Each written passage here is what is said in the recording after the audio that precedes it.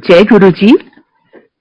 सभी संगत को जय गुरु जी, शुक्राना गुरु जी, और होली की बहुत बहुत मुबारक। सबके दिलों में, सबके घरों में गुरु जी सबको खुशियां दे। और मैं अपने आप को बहुत खुश नसीब समझ रही हूँ कि गुरु जी ने सत्संग के लिए मुझे आज का दिन दिया है, और ये मैं बहुत बड़ी ब्लेसिंग समझती हूँ हम सब पर और आप सब पर भी। आज मैं सुबह जब उठी, मुझे एक बड़ा सुंदर शब्द किसी ने भेजा व्हाट्सएप पे, जिसके बोल इस तरह थे, कवन बनीरी तेरी लाली, कवन रंग तू पई गुलाली। मतलब कि हे सखी, तू मुझे बता कि तेरे चेहरे पे लाली कैसे आई है, किस रंग की बरकत से तू सुंदर गहरे रंग की बन गई है, किसकी वजह से तेरे चेहरे पे नूर है और हर रंग तुझ पे जचता है। ये रूप इस वजह से है कि तू संतुष्ट है, तेरे घर में बरकत है। अब अगर आप इसको समझें तो ये गुरुजी का एक इशारा है कि जो भी हम लोगों के चेहरे पे नूर है या रंगत है या खुशी है, संतुष्टि है, वो सब गुरुजी की देन है, गुरुजी का प्यार है जो हमारे चेहरे पे प्यार बन के झलकता है। सो मुझे लगता है कि हर चीज का गुरुजी हमें इशारा देते हैं, अपने रंग में, अपने ही स्टाइल में हमें ब्लेस करते हैं। सो ऐसा मेरा दिन की शुरुआत हुई और मुझे बहुत अच्छा लगा ये सुन के। अब मैं ये कहती हूँ कि ये बातें हमें धीरे धीरे समझ आती हैं, वक्त के साथ ही समझ आती हैं। मुझे आपको ये लगेगा कि मैं जो आज सत्संग शेयर करूंगी उसमें बहुत चीजें ऐसे लगेगा कि कुछ रिपीटेड है, पर मुझे ये भी बात याद आती है कि गुरुजी कई बार सेम सत्संग बार बार रिपीट करवाते थे। बोलते थे, चल ओई सुना दे जेड़ा तेरे नाल चित्ता सी, चल तेरा ऑपरेशन चित्ता सी, ओ सुना दे। गुरुजी का शायद कहना इसलिए होता था कि कुछ संगत वहां पे जो आती थी, कुछ अपने सवाल उनके मन में होते थे, वो जवाब पाना चाहती थी। हमारे सत्संग के थ्रू जो गुरुजी ही हमें देते थे, उसके थ्रू उनको वो जवाब मिलता था और उससे उनको थोड़ा सेटिस्फेक्शन होता था। जैसे गुरुजी के यहाँ जो भी शब्द चलते थे, बहुत सारे लोग ऐसे होते थे कि आपको उनका मीनिंग समझ नहीं आता, लेकिन धीरे धीरे जब वो सुनते थे तो आपके जहन में जाते थे और आपको हर शब्द में आपका एक जवाब और गुरुजी का एक मैसेज मिलता था। अब मैं शायद आप सभी जानते होंगे कि हम लोगों का कनेक्शन गुरुजी से 1995 में जुड़ा। उस समय गुरुजी जालंधर में रहते थे और जैसे आप उस टाइम तो थ्रू समबडी कोई ना कोई आपको ले जाता था, आपका फैमिली मेंबर या आपका कोई फ्रेंड होता था, तो इसी तरह से गुरुजी के पास जाना होता था। तो उनके पास सबसे पहले मेरे बड़े ब्रदर गए, जो अब सब चंडीगढ़ में ही रहते हैं, और वो गए, उनको उनके फ्रेंड लेके गए। और जब वो वहां पे गए तो गुरुजी ने उनको पूछा कि तुम्हारे मम्मी डैडी दा की नाम है। सो मेरे ब्रदर ने उनका नाम बताया। अब गुरुजी ऑब्वियसली वो जानी जान है, वो हर किसी को नाम से, उनके दिल से, उनकी रूह से पहचानते हैं, क्योंकि हमारा जो रिश्ता है उनसे वो इस जन्म का नहीं है, हमारा जन्मों जन्मों का रिश्ता है उनसे, और वो हमारी रूह पहचानते हैं, हमारे दिल में क्या है वो जानते हैं। तो इसी तरह उन्होंने बोला कि अपने डैडी नू लेके आई। तो मेरे ब्रदर ने घर पे आके बोला कि डैडी, पहले तो वो काफी देर झेमता रहा, बिकॉज क्या था कि उस टाइम गुरुजी की महिमा इतनी फैली नहीं हुई थी, and also we come from a Sikh family, और सिख फैमिली में आपको मालूम है कि गुरु ग्रंथ साहब को ही हम गुरु मानते हैं, there is no idol worship, और किसी लिविंग ह्यूमन बीइंग को हम नहीं पूछते हैं। ये हम लोगों का एक दिमाग में धारणा थी बचपन से। अब क्योंकि यही बात मेरे भाई के दिमाग में भी थी, तो उन्होंने डरते डरते फिर मम्मी डैडी को बोला कि गुरुजी एक है, मैं उनके पास जालंधर में जाता हूँ और वो आप लोगों को बुला रहे हैं। तो मम्मी ने इसको बड़ा पॉजिटिव वे में लिया कि किसी महापुरुष ने अगर बुलाया है तो उनसे ब्लेसिंग्स ही मिलेंगी ना, तो उसमें जाने में हर्जी क्या है। तो वो लोग मेरे भाई के साथ गुरुजी के पास चले गए। अब डैडी जब वहां पहुंचे, डैडी ने झट से उन्हें पहचान लिया, बिकॉज मेरे डैडी एक गवर्नमेंट जॉब में थे, पंजाब गवर्नमेंट जॉब में, और वो चंडीगढ़ सेक्रेटेरिएट में जाते थे अक्सर। और वहां पे कभी कभार साथ में जो ऑफिस था वहां गुरुजी आते थे, किसी को मिलने आते थे। तो एकदम डैडी ने बोला कि इनको तो मैं जानता हूँ, ये तो वहां आते थे। और गुरुजी ने भी डैडी को एकदम से पहचान लिया। अब मैं क्या बोलूं, पहचान लिया, वो तो जानते ही हैं। तो उन्होंने डैडी से कुछ सवाल क्वेश्चंस पूछे कि वो ਤੁਹਾਡੇ ऑफिस ਦਾ ਇਹ फला फला काम करदा सी। तो तब तक डैडी ने बोला कि जी वो तो रब नू प्यारे हो गए, मतलब वो इस संसार से जा चुके थे। और गुरुजी उनसे ऐसे वार्तालाप करने लग गए। That was his way of making everybody comfortable, कि वो आपके साथ एक कॉन्वर्सेशन में शुरू कर देते थे और आपको लगता था ठीक है, वो जब इतने ओपनली, इतने अपनेपन से आपसे बात करते हैं तो आप भी उनसे खुल जाते थे। सो ऐसे उनकी बातचीत शुरू हो गई। उसके बाद गुरुजी ने उनको पूछा कि आपके कितने बच्चे हैं। हम लोग 5 भाई बहन हैं और हम सारे मैरिड थे उस टाइम, जब तक गुरुजी के पास रहे थे। तो गुरुजी ने सभी के नाम पूछे, कईयों के बच्चे थे, हाँ तकरीबन हम लोगों के बच्चे भी थे, और गुरुजी ने सबके नाम पूछे। और उनमें से उन्होंने बोला कि डॉली शम्मी को बुलाओ। अब हम लोग दिल्ली में रहते थे और मेरे हस्बैंड उन दिनों न्यूज पढ़ते थे दूरदर्शन पे। तो उन्होंने बोला कि डॉली शम्मी को बुलाओ।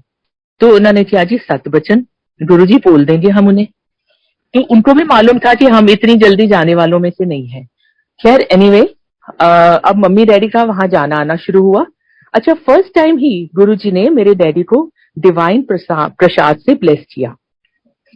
वो डिवाइन प्रसाद जो उनके एकदम हाथ में आ जाता था। ऑफ कोर्स गुरुजी उसमें बहुत मेहनत लगती थी, अपना सर उनका एकदम गर्म हो जाता था और दर्द होता था, और बहुत एनर्जी लगा के वो प्रसाद प्रकट करते थे। उन्होंने पहली बारी डैडी को वो प्रसाद दे दिया और डैडी को बोला कि आप 2/3 बांट दो और थोड़ा सा आप अपने पास रख लीजिए, जब भी आपको कोई जरूरत हो, ये आपका प्रसाद है।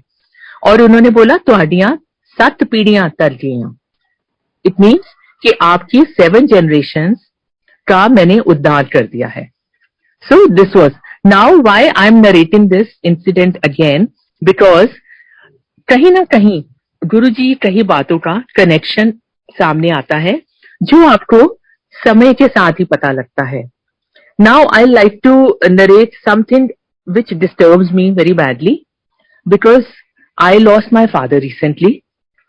करीब 4-5 महीने पहले गुरुजी को प्यारे हो गए वो। तो डैडी गुरुजी को बहुत मानने लगे थे। आखिर वाले दिनों में चलते थे, वो काफी वॉक भी करते थे और हर बार एक चक्कर लगाते थे घर का, और हर बार आके ऊपर देखते थे, गुरुजी का दरबार था, कहते थे गुरुजी मेहर करो, गुरुजी मेहर करो। उनके मुंह से यही बात निकलती थी। And he was very active, touch wood, he lived his life well. उन्होंने सबके घर बसते हुए देखे, बच्चों की शादियां देखी, तकरीबन सभी की, 1-2 को छोड़ के। और he lived a very nice life, he lived up to 93 years plus. उस बात का हमें वो नहीं है, लेकिन after all parents are parents. आप हमेशा चाहते हैं कि वो आप हमेशा आपके सर पे रहे, कभी ना आपको छोड़े, उनकी बातें याद आती हैं। तो एंड तक वो गुरुजी को एकदम याद करते थे, गुरुजी मेहर करो, मेहर करो। अब मैं आपको बताती हूँ, just about 1.5 months before he expired, उनका हिप बोन फ्रैक्चर हुआ और हम लोग वहीं थे और उनका ऑपरेशन बहुत अच्छे से हो गया, सक्सेसफुल हो गया। And he had a very strong will power. तो उन्होंने चलना भी शुरू कर दिया। बट अनफॉर्चुनेटली उस एज में आपका मसल मास कम हो चुका होता है। उनका वो फिर से डिसलोकेट हो गया, hip joint, and the surgery had to be repeated. So which was like 1 महीने के अंदर अंदर उनकी दूसरी सर्जरी हुई। दूसरी सर्जरी भी हो गई, डॉक्टर ने घर भी भेज दिया, ठीक आ गए। उसके बाद ऑब्वियसली उनका थोड़ा डाउनफॉल हो गया, बिकॉज उस एज में 2 सर्जरीज बर्दाश्त करना बहुत मुश्किल है। सो उनकी तबीयत खराब हुई, उनको हॉस्पिटल लेके गए। अब आप ये देखिए कि वो हॉस्पिटल में जैसे पहुंचे, हम 5 भाई बहन हैं, कोई ना कोई किसी ना किसी चीज में व्यस्त हो सकता है या ऐसी जगह अटक गया, कोई बाहर चला गया कि आ नहीं सकता।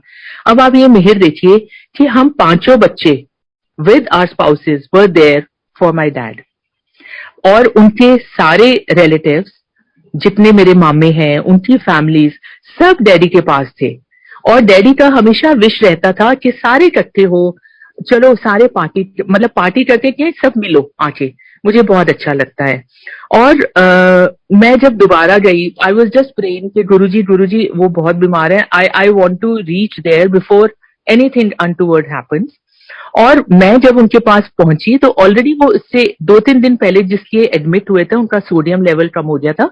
तो एक डिलीरियम सी स्टेज में आप चले जाते हैं, जहां आपको कुछ समझ भी नहीं आता, पहचानते नहीं या ऊट पटांग बातें करते हैं। और वो उस स्टेज में थे। और जैसे मैं पहुंची, जिस दिन पहुंची उसके नेक्स्ट डे जब हम मिलने गए, और उन्होंने फट से मुझे पहचान लिया और एकदम इतने खुश हुए। मतलब मुझे उनका वो खुशी वाला चेहरा मेरे मन में बार बार आता है, और एकदम खुश होके बोले, डॉली डॉली आ गई। हाँ, और मम्मी को देख के बोल रहे हैं, डॉली डॉली आ गई, हंस रही है 2 बार। अब मैं ये बात सोच रही हूँ, जिस तरह उन्होंने मुझे बोला डॉली आ गई, यही वर्ड्स मुझे गुरुजी ने फर्स्ट टाइम जब मैं उनके पास बोल गई थी, तो गुरुजी जब मुझे फर्स्ट टाइम उन्होंने मुझे देखा था और मेरे आसपास कोई नहीं था, तो उन्होंने मुझे देखते बोला था, डॉली आ गई। तो अब मैं ये बात रिलेट कर रही हूँ कि उस टाइम उनके अंदर गुरुजी के बोल थे, और वो बिल्कुल जैसे गुरुजी ने हंस के मुझे बोला था डॉली आ गई, तो उसी तरह मेरे डैडी ने बोला डॉली आ गई, and he was very happy. And then I was only saying कि बार बार कि गुरुजी आप ही उनकी रक्षा करेंगे, आप ही उनको देखेंगे। और फिर उसके बाद ऑब्वियसली वो थोड़ी सी उनकी तबीयत बिगड़ती गई। Then he went to CCU, और वहां पे भी जब भी मैं बोलती थी जय गुरु जी, सतनाम वाहिगुरु, वो आंखें उनकी बंद थी लेकिन वो रिस्पॉन्ड करते थे। रिस्पॉन्ड मतलब उनको मुंह में थोड़ा थोड़ा बोलते थे, पीछे कोशिश करते थे बोलने की। और मेरी भी अब यही एंड में डॉक्टर्स ने बोल दिया था कि अभी कोई स्कोप नहीं है। So but they were trying their best. And when he went, मैंने बोला था गुरुजी आप ही लेके जाएंगे उन्हें। और उनको एंड में मम्मी को भी यही फिक्र था कि वो उनके ना सांस मुश्किल से ना निकले, बहुत तकलीफ होती है।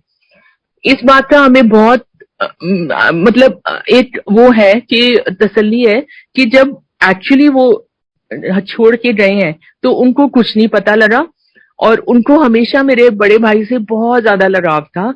और उस टाइम उनके पास मेरा बड़ा भाई था बिल्कुल पास में, और अमृत वेले वो गए हैं।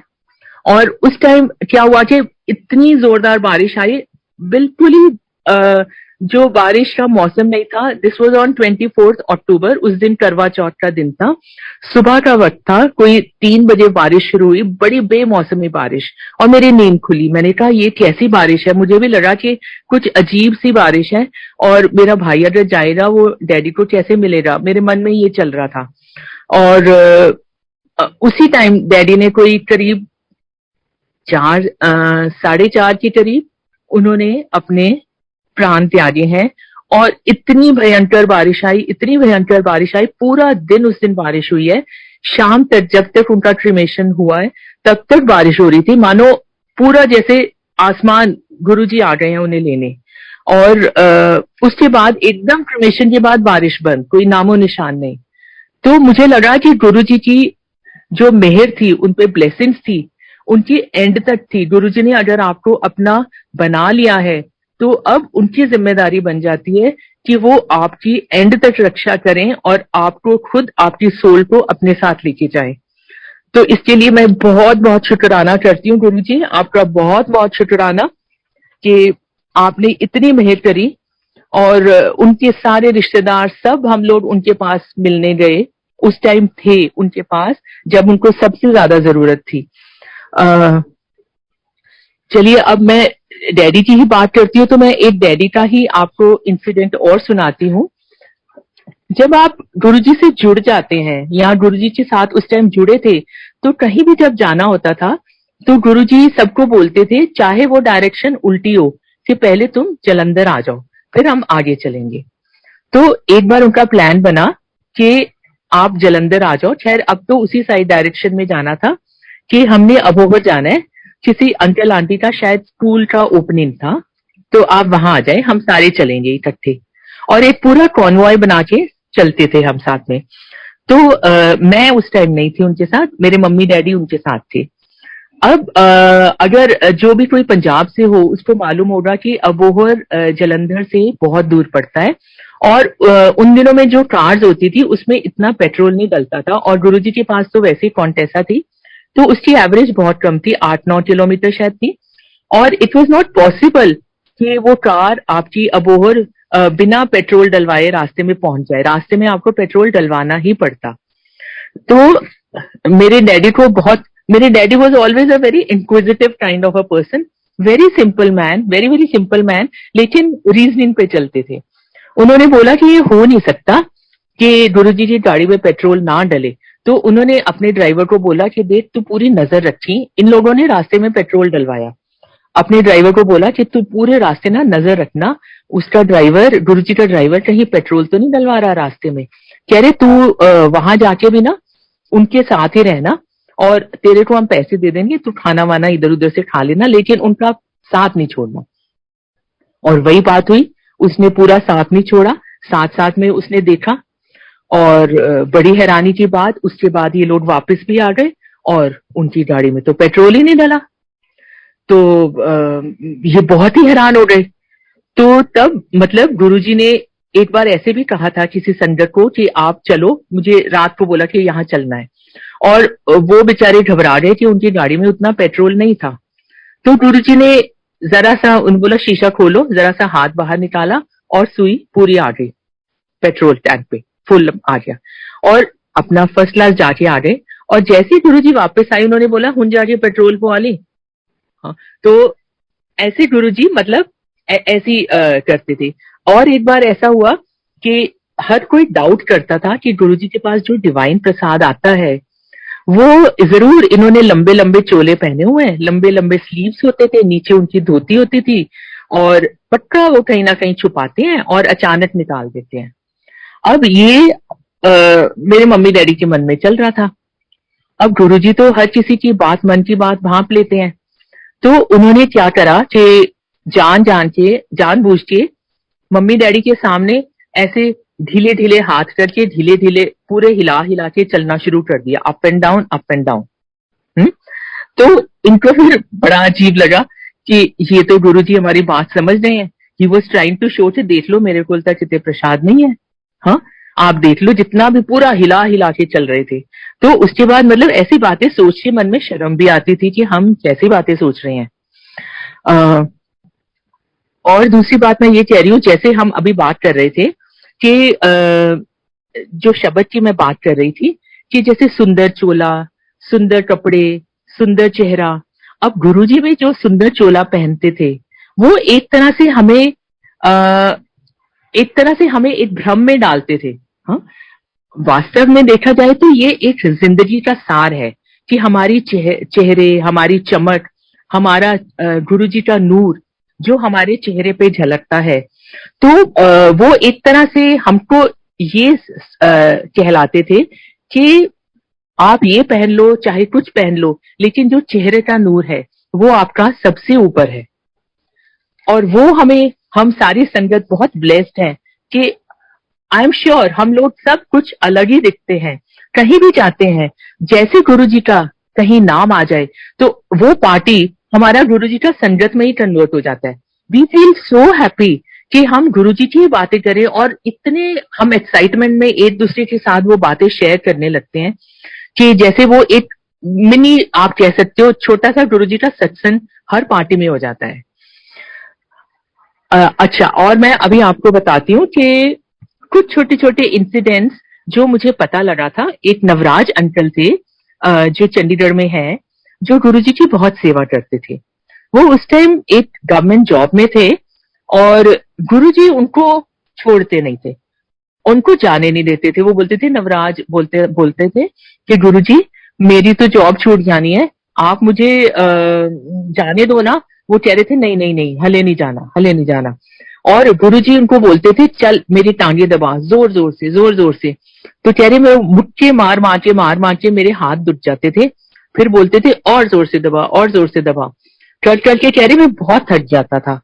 तो एक बार ऐसा हुआ कि उनको इतना थक गए, वो बाथरूम गए रात को नवराज अंकल, और उनको नींद आई, वहीं बैठ के सो गए। अब आधी रात की बात है, गुरुजी को वॉशरूम जाना था, और वो अंदर सो रहे हैं नवराज अंकल कुंडी लगा के, और गुरुजी आहिस्ता आहिस्ता खड़का रही है, नवराज, नवराज सो गया क्या, खोलो खोलो खोलो करके। I mean it's so funny. मतलब आप ये सोचते थे कि गुरुजी एक बिल्कुल ह्यूमन फॉर्म जब लेके आए थे, तो वो पूरा ह्यूमन फॉर्म में ही रहना चाहते थे, रहते थे सबके सामने। उनकी वैसी ही नीड्स, वैसी ही डिजायर्स होती थी, लेकिन वो ये किसी पे इजहार नहीं करते थे। शायद इसी वजह से हम लोग बहुत ही बेवकूफ बने रहे। हमने कभी गुरुजी की महानता को समझा ही नहीं।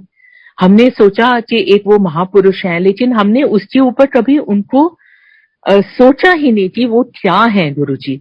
अब हमको ये सोच के बहुत बुरा लगता है कि गुरुजी हमें कितनी बार एग्जाम्पल्स देते थे, कितना कुछ दिखाते थे, लेकिन पता नहीं क्यों हमारी आंखों पे पट्टी बंधी हुई थी।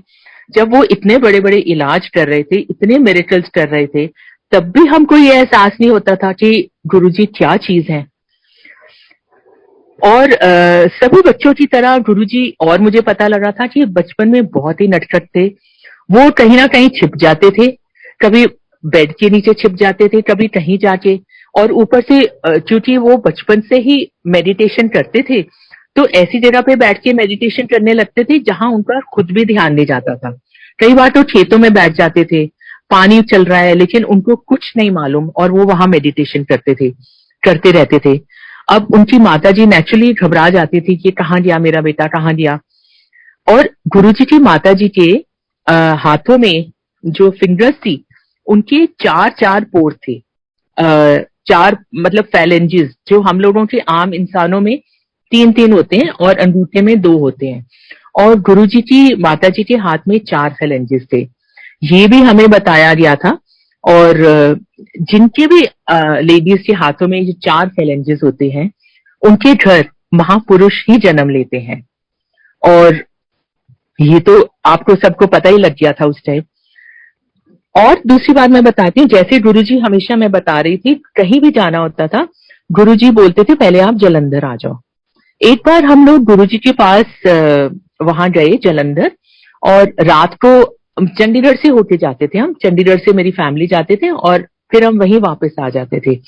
तो गुरुजी ने रात को जैसे काफी लेट 12, 1, 2 बजे हमें छुट्टी देते थे, और ऐसे ही बोलते थे पूरा कॉन्वॉय में कि चलो लुधियाने वाली संगत हुन तुसी चलो, चलो जी गोबिंदगढ़ वाली संगत तुसी चलो, चलो पटियाला वाली चलो, चलो हुन चंडीगढ़ वाले चलो। तो ऐसे ही करके हम लोगों को भी इजाजत दी और हम लोग चल दिए। आई थिंक 12 बजे का टाइम होगा कुछ, आई डोंट रिमेम्बर एग्जैक्टली। और फिर उन्होंने हमें बुलाया, मुझे और शमी को, और बोला कि तुसी ना सवेरे 8 बजे आ जाना इत्थे। अच्छा गुरुजी किते जाना है? कहते हाँ हाँ आप दिल्ली चलना है। अगर आप नाउ ज्योग्राफी देखिए, हमने बोला एक एक आई मीन एनीबडी रीजनेबल आप बात करेंगे। हमने बोला गुरुजी तो अगर दिल्ली जाना है तो हम लोग आपको अंबाला में मिल लेंगे, है ना, आप भी तो वहीं से जाएंगे। नहीं नहीं तुसी ऐसे आ जाना। और हमने भी बोला ठीक है गुरुजी। और कहां से हमें एनर्जी आती थी आई डोंट नो। हम सुबह, रात को पहुंचने के बाद सुबह 8 बजे उनके पास फिर पहुंच गए, और पहुंच गए और बोला गुरुजी हम आ गए, चले चलो हुन आप दिल्ली चल रहे हैं। वहां से फिर कॉन्वॉय बना के हम दिल्ली की ओर रवाना हो गए। अब गुरुजी के पास कॉन्टेसा थी, और आई थिंक उस टाइम हम लोगों के पास शायद we had I don't know Honda City और समथिंग, और हमने उनको फॉलो करना शुरू किया। अगर आप देखिए now power wise, you know like Guruji Contessa is a heavy car, उसका स्पीड थोड़ा कम होना चाहिए, लेकिन उनकी गाड़ी दौड़ती थी, लिटरली दौड़ती थी, और हम लोगों को मुश्किल होता था उनकी गाड़ी के साथ पेस रखने में। एंड मतलब we used to literally you know be on our tenterhooks के ओ गुरुजी के साथ चलना, पीछे ना रह जाए, बीच में कोई गाड़ी ना आ जाए, and we used to follow him. और रास्ते में चलते चलते बड़े मजे कराते थे गुरुजी, पिकनिक कराते थे वहां पे। एवरीबडी नोज वहां पे एक ओएसिस आता है करनाल में, जो है, लेकिन ओएसिस से पीछे जाके अगर आप थोड़ा सा ओएसिस को हल्का सा क्रॉस करें तो पीछे जाके एक again this a small river.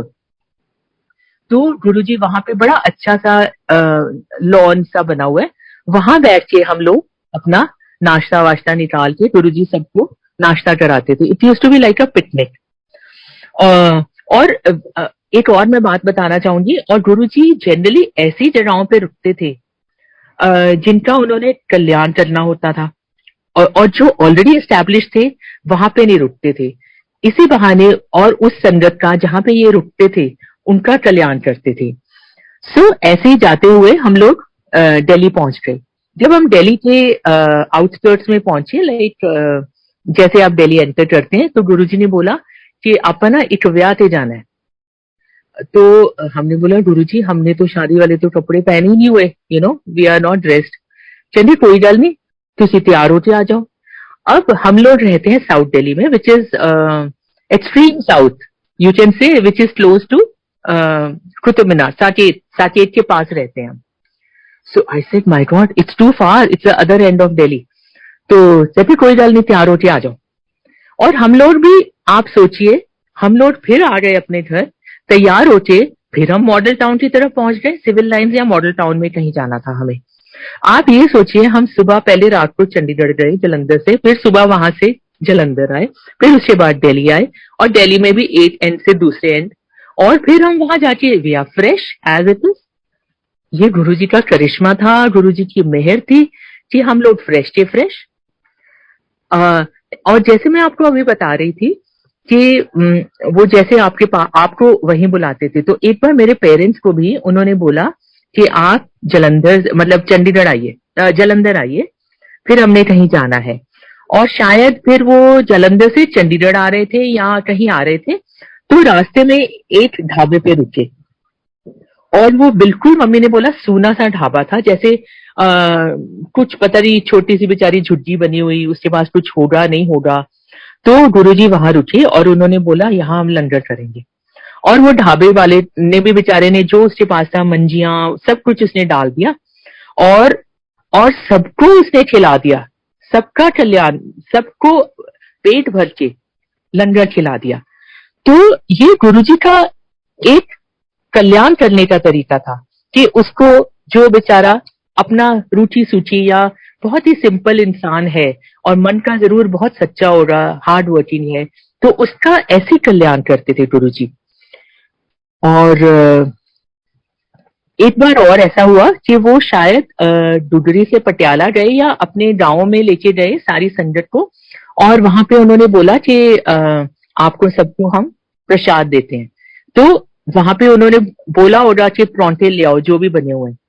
अब जैसे हमारे पास कैसरोल होता है, उसको छाबा बोलते हैं, तो वो बेचारे छाबा सा वो गांव में रखते हैं, जूट का बना होता है जिसमें गरम रहता है। उन्होंने बस एक छाबा पकड़ाया गुरुजी को, और गुरुजी ने, काफी संगत थी, सबको दो दो दो दो दो दो परांठे देते थे, और वो घबराते गए कि इतना तो हमारे पास है नहीं जितना गुरुजी बांट रहे हैं। और दो दो परांठे सबको, साथ में अचार और साथ में चाय प्रसाद, और सबको मिल गया। किसी ने 3 लिए, किसी ने 2 लिए, और वो तब भी खत्म नहीं हुआ। तो ऐसी उनकी महिमा रहती थी, ऐसी उनकी मेहर रहती थी कि लंगर कभी भी कम नहीं होता था। इवन अगर आप देखें, जब हम उनके पास जाते थे, चाहे जालंधर हो चाहे एम्पायर स्टेट हो, गुरुजी सबको ऐसे खिलाते थे और कभी भी लंगर कम नहीं पड़ता था। और कई बार तो गुरुजी खुद बीच में से अपना चलते रहते थे और अपने हाथ से रोटी प्रसाद देते थे। अब ये बातें, अब मैं सोचूं तो ये बातें याद करके मन इतना आनंदित हो जाता है कि आपको लगता है कि अरे हम लोग कितने भाग्यशाली हैं, कितने ब्लेस्ड हैं कि गुरुजी हमारे लिए ऐसा करते थे, हमें अपने हाथ से रोटी प्रसाद खिलाते थे। एक बार तो मुझे याद है, उन्होंने हमें अपने बेडरूम में भी बुला के, उन्होंने बोला था तुमने नहीं अभी खाना, और बेडरूम में बुला के उन्होंने अपनी थाली में से हमें प्रसाद खिलाया था। अब आप सोचिए कि गुरुजी के सामने बैठे उनकी थाली से तो हमारा तो गले में निवाला ही नहीं जाएगा। बट इतना प्यार करते थे गुरुजी कि ऐसा ही हम और कभी कभी तो अपना वो जूस पीते थे। एक आध बार बहुत मुझे भी उसका मिला है प्रसाद कि अपना गुरुजी थोड़ा सा जूस पी के आपको दे देते थे और आपके पता नहीं कितने कष्ट या कितनी ब्लेसिंग्स आपको देते थे उस तरह से। और बाकी गुरुजी का आपको मालूम ही है, जब मैं गुरुजी के पास फर्स्ट टाइम गई थी तो हमको जैसे इंट्रोड्यूस कराया गया था कि शम्मी जी न्यूज पढ़ते हैं और मैं गाती हूँ। तो गुरुजी ने जब बोला न्यूज पढ़ते हैं तो गुरुजी ने करंट टॉपिक्स पॉलिटिक्स पे बातें करनी शुरू कर दी और हर किसी के बारे में गुरुजी का इतना ज्यादा ज्ञान था।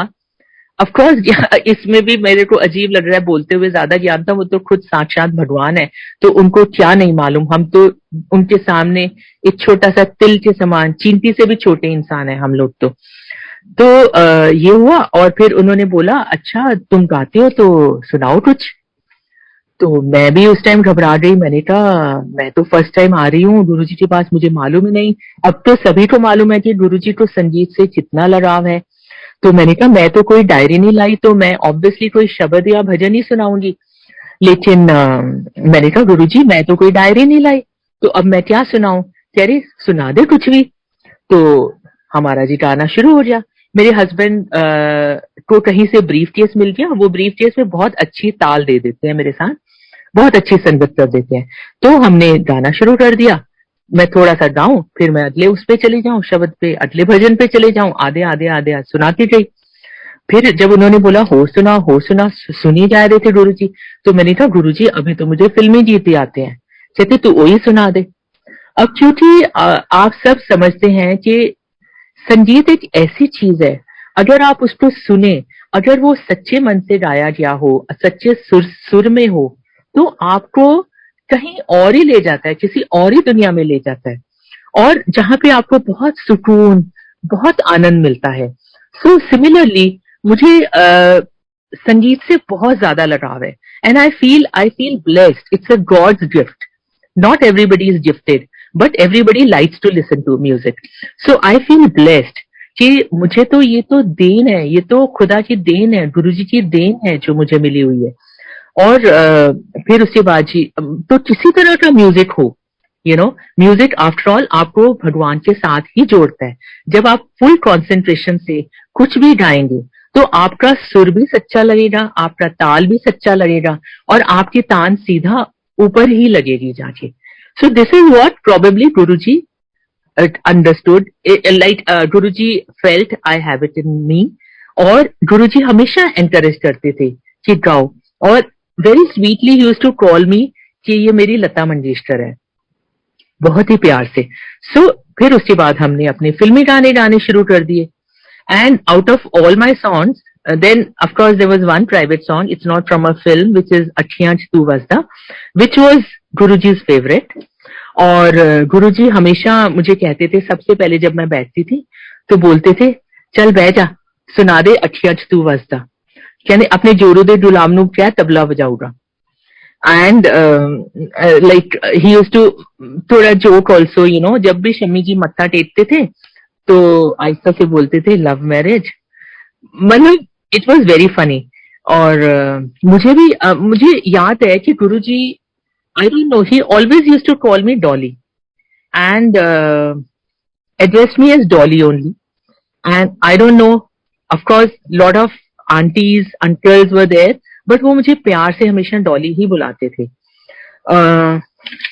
अब ये सब बातें करते हुए जब करते हैं तो गुरुजी और भी याद आते हैं और भी उनकी बातें प्यारी प्यारी याद आती हैं। एक बार मेरा भी ऐसे अवसर हुआ, मैं गुरुजी के साथ ही बैठी थी और गुरुजी ने मेरा एकदम दुपट्टा लिया, I didn't know for what, और उन्होंने कस के अपने सर पे बांध लिया। That is when we realise कि फिर उनको बहुत एनर्जी, शक्ति यूज होती थी कि सर को कस के बांधा और उनके पास वो प्रसाद आ गया। And we have witness this happening so many times कि गुरुजी के पास डिवाइन प्रसाद आता था और इतनी खुशबू, इतनी महक होती थी। आपने सबने शायद हजारों बार सुना होगा कि उसमें इतनी खुशबू होती थी कि आपको लगता था पता नहीं कितना ज्यादा उसमें कॉन्सेंट्रेटेड फॉर्म ऑफ रोज डाल दिया है। और वो फिर, और उसकी खुशबू जाती नहीं थी, आप जिस किसी चीज में भी रखते थे वो खुशबू रहती थी। और शुरू में तो हम लोग ऐसे स्टूपिड थे, हम लोग जोक करते थे कि हम गुरुजी को जरा सा टच करते हैं और वो खुशबू आती है, और हम लोग सोचते थे गुरुजी ना कोई खास किस्म का परफ्यूम लगाते हैं। हम उस जनरेशन से हैं जो हम हमेशा गुरुजी को डाउट करते रहते थे। We were stupid but yet Guruji knew कि हम स्टूपिड थे, लेकिन we were not cunning, you know. वो आपके दिल को पहचानते थे, इस उनके लिए कोई भी बुरा इंसान नहीं था। गुरुजी सबको बहुत प्यार करते थे।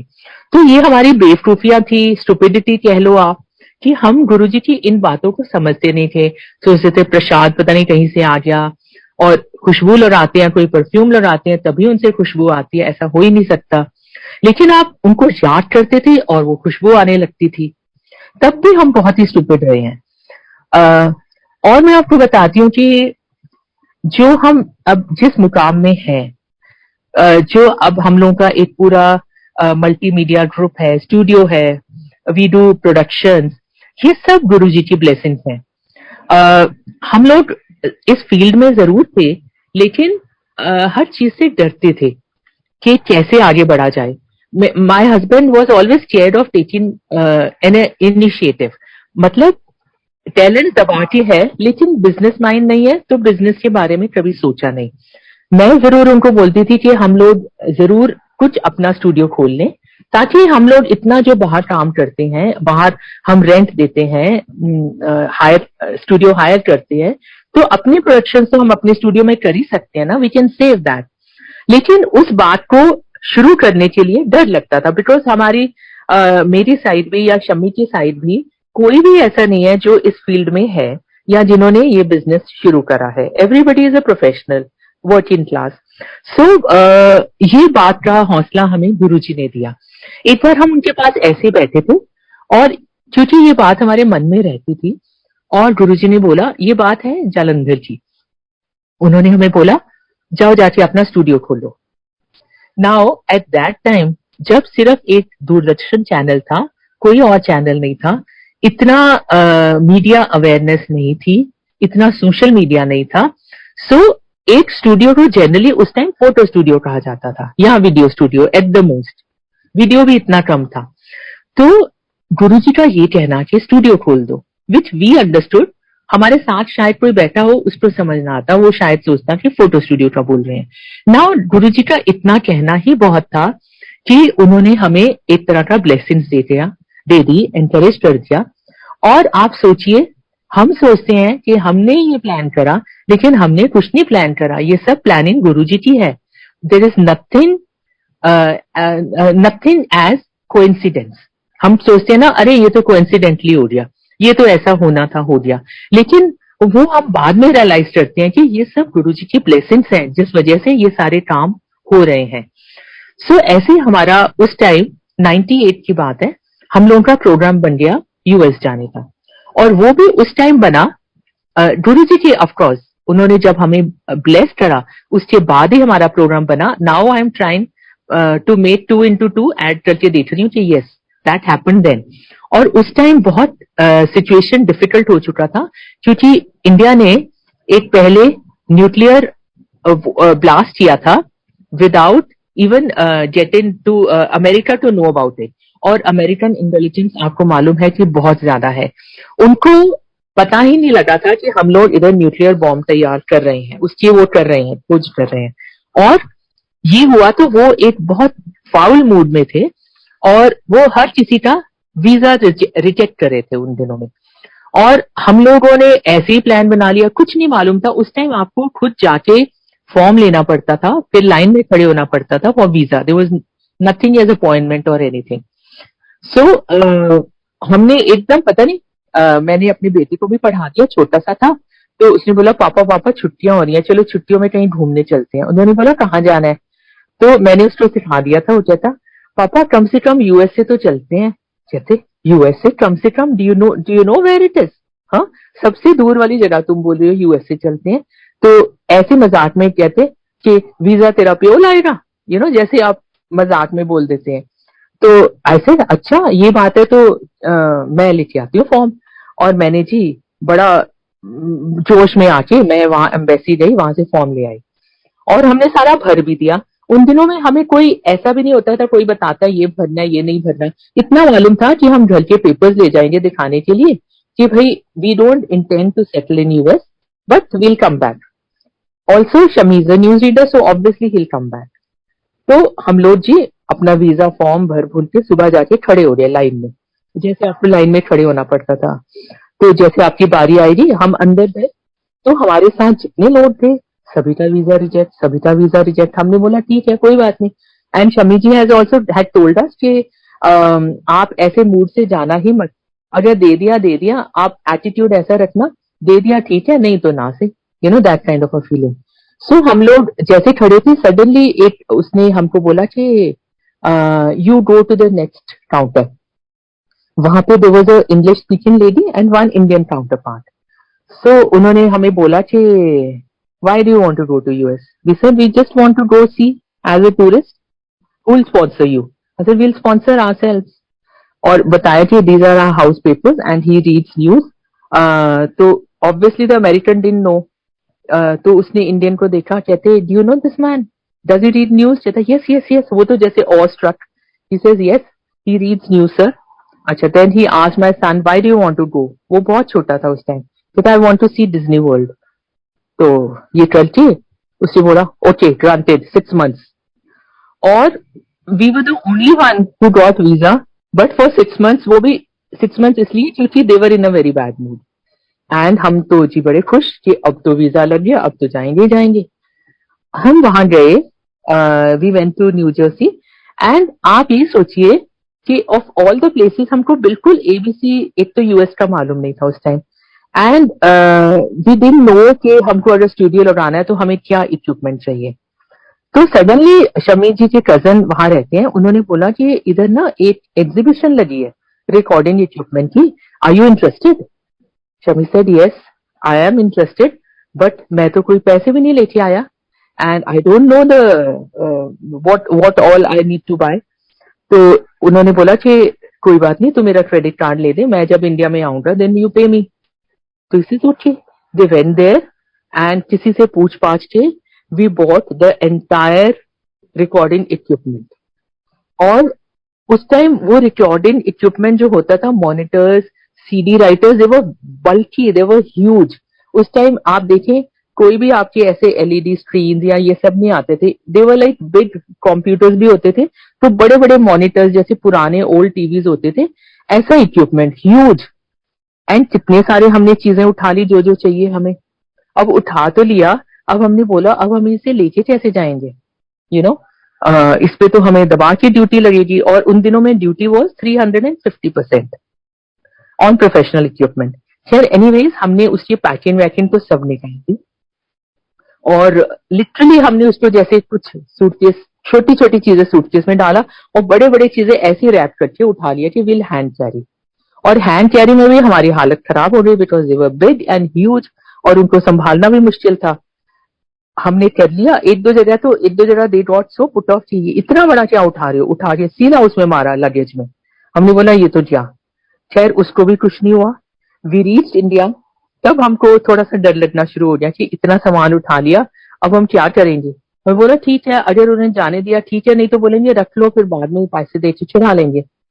तो ऐसे ही Shammi ji happen to speak to someone, he was a cop posted the airport, कि ऐसे करके हम ना कुछ सामान ला रहे हैं, तो आप देखना if you can let us go with some duty, कम ड्यूटी लगा दें।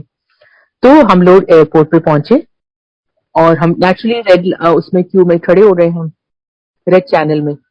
और जब हम वहां खड़े थे तो कोई आया हमारे पास, कह रहे आप यहाँ क्यों खड़े हो? हमने बोला हमारे पास ये इक्विपमेंट है। He says no go in the green channel. हम लोग ग्रीन चैनल में चले गए और उन्होंने पूछा ये क्या है, हमने बोला recording equipment we need it for this thing. कहता go go go take it. आप मानेंगे नहीं, हमने सारा इक्विपमेंट विदाउट पेइंग ड्यूटी हमने बाहर निकाल लिया and nobody questioned us, nobody asked us, and we just walked out of the airport।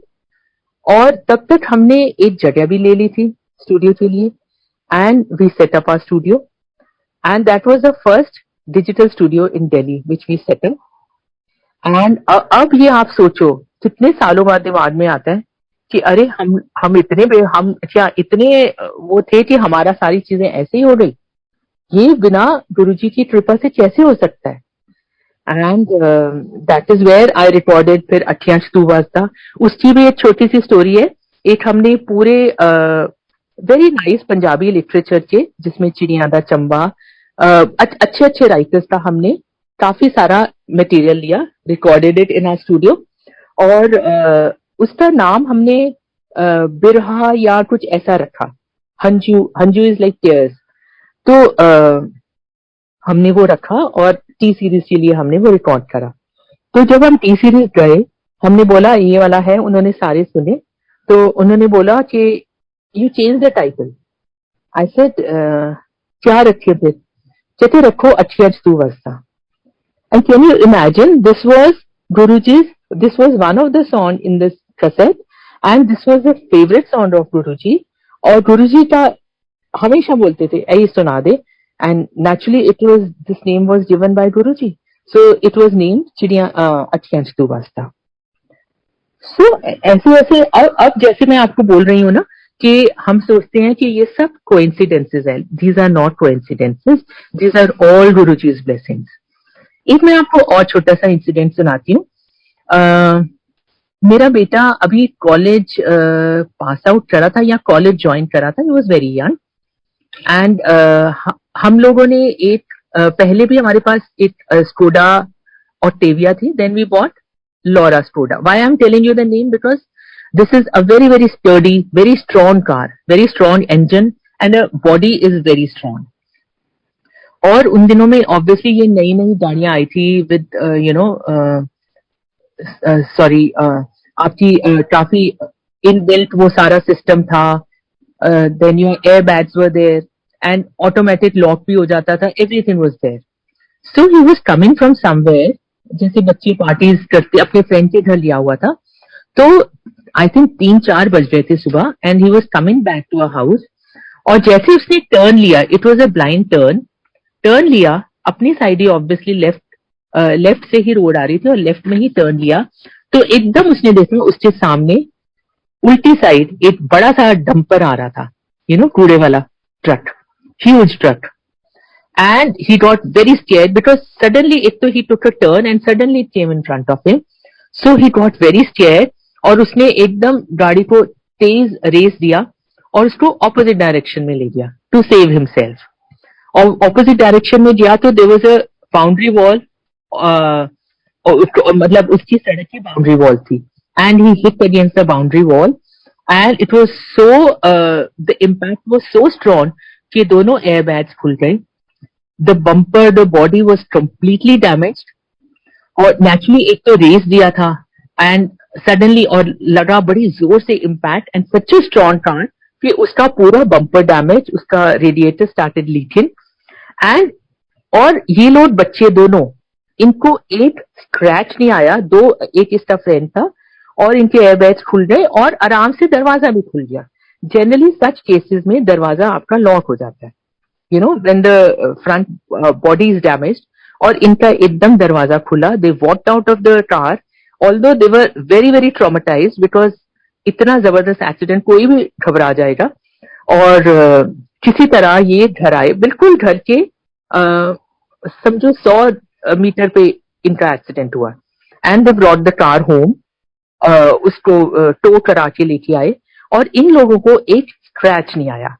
और सामने हमने गुरुजी का स्वरूप लगाया हुआ था, आप मानेंगे सब कुछ टूट गया, आगे का स्टेयरिंग टूट गया या एयर बैग्स खुल गए, एंड गुरुजी स्वरूप वॉज इंटैक्ट, वो वहीं का वहीं लगा हुआ, उसको कुछ नहीं हुआ। और आप ये देखिए कि वो, and this was only a month old car, और आप ये सोचिए कि insurance companies are the last ones कि आपको फुल इंश्योरेंस क्लेम दें, वो आपको ज्यादा से ज्यादा थोड़ा डैमेज का दे देंगे या कुछ दे देंगे, आपको जनरली लॉस होगा ही होगा। तो आप ये सोचिए कि गाड़ी इतनी बुरी तरह डैमेज थी कि उन्होंने भी टोटल लॉस लिख दिया इंश्योरेंस कंपनी ने, and I think we lost only 1 lakh and then we took another car. But मैं कहने की ये बात कर रही हूँ कि गुरुजी जी आप कृपा देखिए कि बच्चों को कुछ नहीं हुआ, स्क्रैच नहीं आया, कोई उनकी हड्डी नहीं टूटी, कोई बॉडी पे कहीं पे कुछ नहीं आया एक्सेप्ट दैट झटका आया and that trauma which they went through. और गुरुजी ने एकदम हाथ देके उनको संभाल लिया, उनको रख लिया। तो मैं यही कह रही हूँ कि we are lucky, we are blessed. हम सारी संगत, पूरी जितनी भी हमारी संगत है पूरी कायनात में, वी आर ब्लेस्ड कि गुरु जी हमारे ऊपर हैं, उनका आसरा हमारे ऊपर है, उनका हाथ हमारे ऊपर है। और हमेशा हम यही दुआ करेंगे कि गुरु जी हमेशा हमारे अनसंग रहें, हमारे अनसंग सहाय रहें। गुरु जी आप मेहर बना के रखिएगा। इसी के साथ मैं अपना सत्संग समाप्त करती हूँ। जय गुरु जी, शुक्राना गुरु जी, धन्यवाद गुरु जी, जय गुरु जी।